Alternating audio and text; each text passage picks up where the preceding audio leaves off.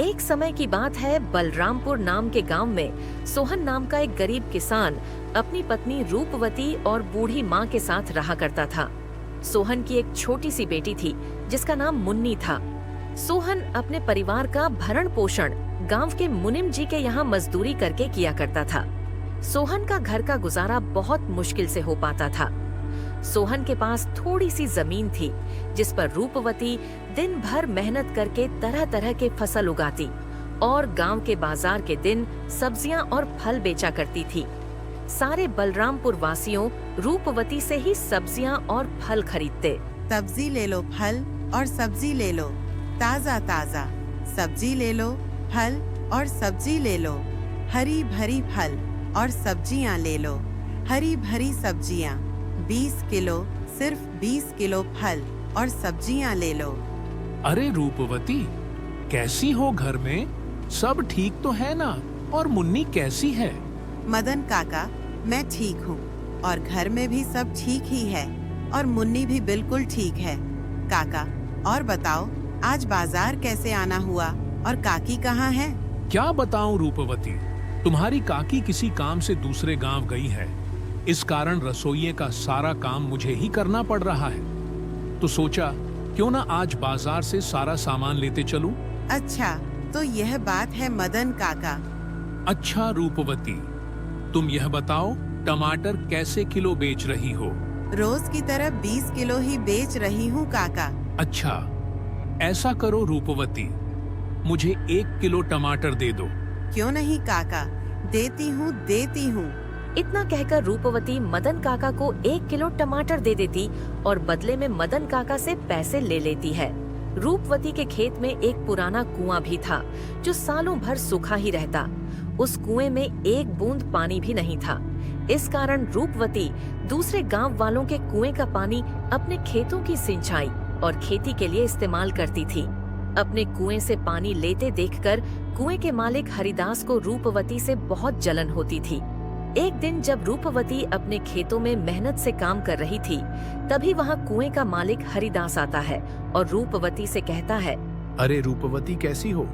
खेतों का काम कैसा चल रहा है? मैं ठीक हूँ हरिदास चाचा, खेतों का काम भी ठीक ही चल रहा है।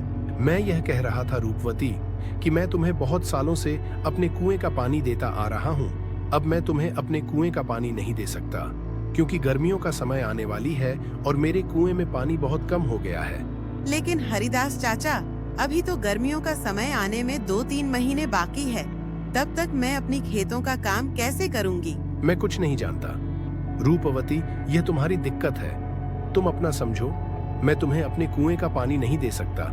यह सुनकर रूपवती मन ही मन बहुत दुखी हो जाती है और घर जाकर अपने पति सोहन को सारी बातें बताती है। ये क्या हो गया भाग्यवान? ये क्या परेशानी आ पड़ी? अब हमारा घर का गुजारा कैसे होगा? आप चिंता न करो भाग्यवान, ऊपर वाला सब देख रहा है। प्रभु हमारी मदद जरूर करेंगे। अच्छा ठीक है रूपवती, तुम जाकर आराम करो, मैं हरिदास काका से मिलकर आता हूँ। यह कहकर सोहन हरिदास काका से मिलने उनके घर की ओर निकल पड़ता है। हरिदास काका, अरे ओ हरिदास काका, घर में हो कि नहीं? अरे कौन है भाई? रुको, आता हूँ। अरे सोहन, तुम हो, मेरे घर कैसे आना हुआ? मुझे रूपवती ने बताया कि आपने हमें कुएं का पानी देने से मना कर दिया। हाँ सोहन, ये बात सच है कि मैंने रूपवती को अपने कुएं का पानी लेने के लिए मना कर दिया। ऐसा क्या हो गया हरिदास काका? देखो सोहन, मैं तुम्हें कई सालों से अपने कुएं का पानी देता आ रहा हूँ और इस बार गर्मियों का समय आने वाली है। इस कारण मेरे कुएं का पानी बिल्कुल सूख कर कम हो गया है। अगर मैं तुम्हें अपने कुएं का पानी देता हूँ तो मुझे गर्मियों में बहुत परेशानी होगी। लेकिन हरिदास काका, अभी तो गर्मियां आने में 2-3 महीने का समय है, तब तक मेरे खेतों का क्या होगा? मैं कुछ नहीं जानता सन, मैंने रूपवती को भी कहा था कि यह तुम्हारी समस्या है। मैं तुम लोगों को अपने कुएं का पानी नहीं दे सकता। सोहन हरिदास काका को कुएं का पानी देने के लिए मनाने का बहुत कोशिश करता है, लेकिन हरिदास नहीं मानता है। फिर सोहन दुखी होकर थक हार के अपने घर की ओर निकल पड़ता है। क्या हुआ? हरिदास काका ने क्या कहा? पति हरिदास काका ने पानी देने से मना कर दिया। कह रहे थे, अगर मैं तुम्हें पानी देता हूँ तो मुझे गर्मियों में बहुत परेशानी होगी। पानी के बिना क्या होगा? भाग्यवान, हमारे सारे खेत तो सूख जाएंगे और हमारा गुजारा कैसे होगा? अच्छा, वह जो हमारा पुराना कुआं है उसको खुदवाने में कितना खर्च लगेगा? भाग्यवान, 5,000 तो लग ही जाएंगे। अरे हमारे पास इतने पैसे तो हैं ही नहीं। अच्छा, अगर मैं खुद से ही कुएं को खोद दूं तो? क्या आप कर लेंगे? हाँ, अब कुआं मिस्त्री कर लेगा तो मैं क्यों नहीं कर लूंगा। अच्छा भाग्यवान, कल सुबह सुबह दोनों कुएं के पास चलेंगे।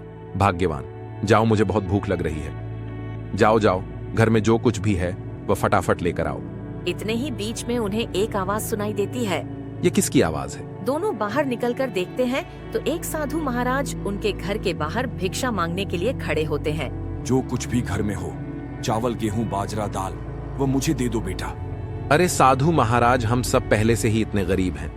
हम जैसे तैसे करके अपना जीवन गुजार रहे हैं, ऐसे में हम तुम्हें कहां से दान दें? सोहन की स्थिति देखकर बाबा जी समझ चुके थे और बोले, कोई बात नहीं बेटा, कोई बात नहीं।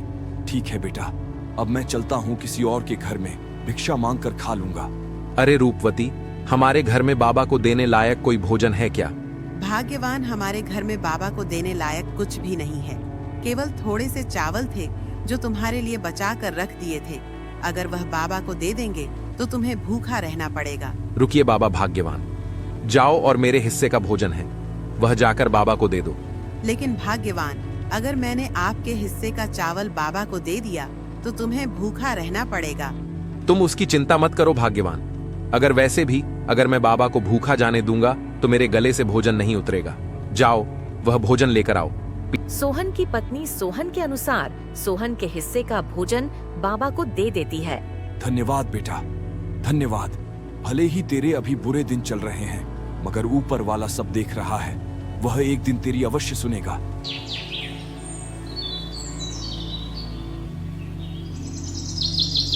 फिर अगले दिन सुबह सुबह दोनों सोहन और उसकी पत्नी रूपवती अपने कुएं की खुदाई करने अपने खेत की ओर चल देते हैं।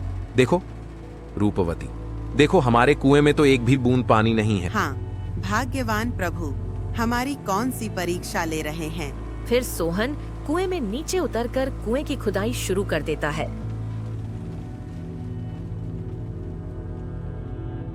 थोड़े समय बाद अचानक से कुएं की एक पत्थर के अंदर से पानी निकलने लगता है। अरे ये पानी कहाँ से आ रहा है?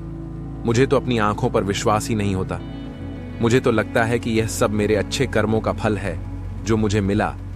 भाग्यवान सही कह रही थी और बाबा जी भी सही कह रहे थे कि तुम्हारे कर्मों का फल तुम्हें अवश्य मिलेगा। ऊपर वाले ने मेरी सुन ली। अब मैं इस पानी से मैं अपने खेत की सिंचाई अच्छी तरह से कर सकूंगा। सोहन बहुत खुश हो जाता है और ऊपर जाकर रूपवती से कहता है, भाग्यवान प्रभु ने हमारी सुन ली। नीचे पत्थर से पानी निकल रहा है। क्या आप सच कह रहे हो? भाग्यवान प्रभु ने हमारी सुन ली। अब हमें खेती करने में कोई परेशानी नहीं होगी। दोस्तों, आपने देखा जो अच्छा कर्म करता है उसके साथ हमेशा अच्छा ही होता है।